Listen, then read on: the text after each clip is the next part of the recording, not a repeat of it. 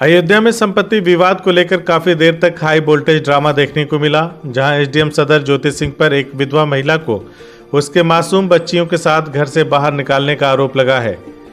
शुक्रवार को मौके की सूचना पर पहुंचे राज्य महिला आयोग सदस्य इंदिरावास सिंह की टीम ने पीड़ित महिला को न्याय दिलाने का आश्वासन दिया है।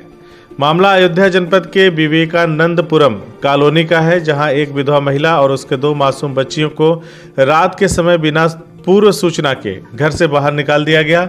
मामले की सूचना पर पहुंची महिला संगठनों और राज्य महिला आयोग सदस्य इंदिरावास सिंह की टीम ने मौके पर पहुंचकर पीड़ित महिला को उचित न्याय दिलाने का भरोसा दिलाया है। वहीं पीड़ित महिला ने कहा कि उनके पति की मौत 2017 में हो चुकी है, जिसके बाद उनके देवर से उनका संपत्ति को लेकर विवाद चल रहा था, लेकिन बीती रात एसडीएम सदर के आदेश पर बिना किसी पूर्व सूचना के मुझे और मेरे दोनों बच्चों को घर से बाहर कर दिया गया। महिला आयोग की सदस्य इंदिरावास सिंह का कहना है कि मानवीय संवेदना के आधार पर महिला का सामान घर के अंदर रखने की मांग की गई है। वहीं मौके पर पहुंचे एसडीएम सदर ज्योति सिंह ने सफाई देते हुए कहा कि शिकायत के बाद मामले में कार्रवाई की गई है। महिला को घर से निकाले जाने के मामले पर राज्य महिला आयोग के सदस्य इंदिरावास सिंह की हस्तक्षेप के बाद बैकफुट पर एसडीएम सदर ज्योति सिंह आई। एसडीएम सदर ज्योति सिंह का कहना है कि विधवा महिला से कहा गया कि घर में अपना सामान रखें, घर में रहकर कोर्ट की मदद ले सकती हैं। उन्होंने कहा कि महिला को निकाला नहीं गया था, वह खुद अपना सामान घर से बाहर लेकर निकली थी। विधवा महिला जिस मकान में रह रही है उसके देवर के नाम है। ये पर्सनल प्रॉपर्टी है, पैतृक प्रॉपर्टी नहीं है। फिर भी कोर्ट की मदद महिला ले सकती है। कल देर शाम एसडीएम सदर ज्योति सिंह के आदेश पर महिला का सामान घर से निकाला गया था। विधवा महिला सहित 2 मासूम बच्चों को घर से बेघर किया गया था। गए थे अपने काम के लिए, तो बिना मुझे बताए मुझे फोन करी, बस उल्टा सीधा बात करने लगी। बहुत अपशब्द उन्होंने फोन पे बोले मुझे, और बोले कि आप जो है बस तुरंत वहाँ जहाँ हो वहाँ खुद आओगे कि मैं पुलिस को भेज के तुमको बुलवाऊं, बहुत जल्दी आ जाओ, नहीं सामान सहित तुम्हारा तुमको बाहर फेंक देंगे।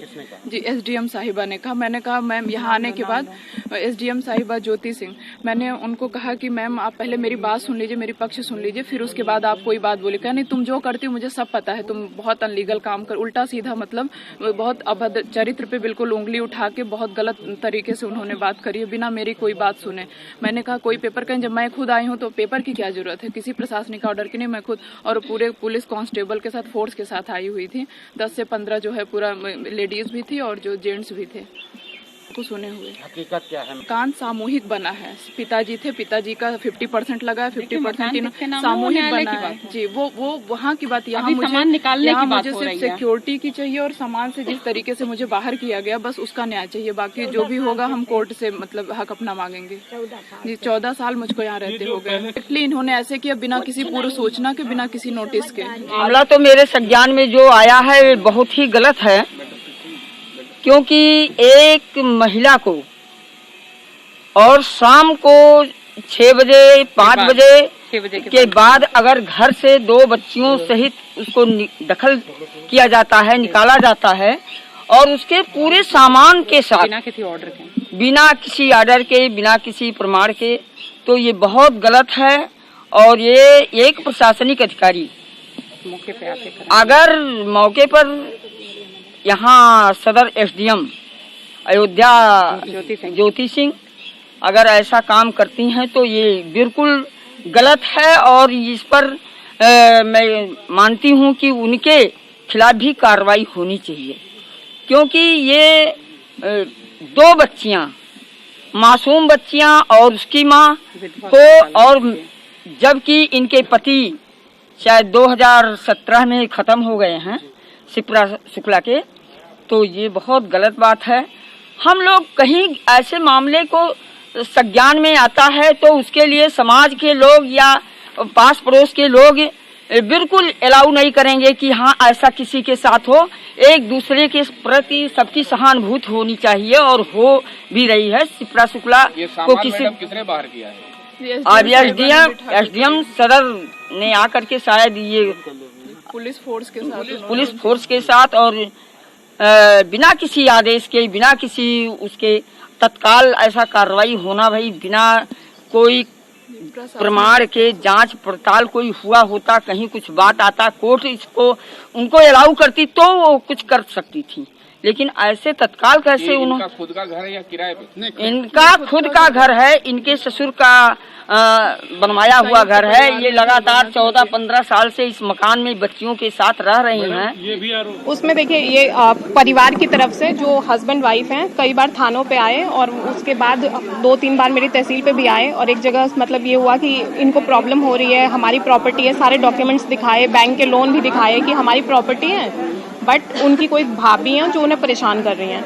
तो कोतवाल साहब से मैंने बात करी तो उन्होंने कहा कि हम लोगों ने काफ़ी बार समझाया है मैम, क्योंकि वो लेडी मेंबर हैं, अगर आप एक बार चलेंगी तो शायद वो मैटर सॉर्ट आउट हो जाएगा।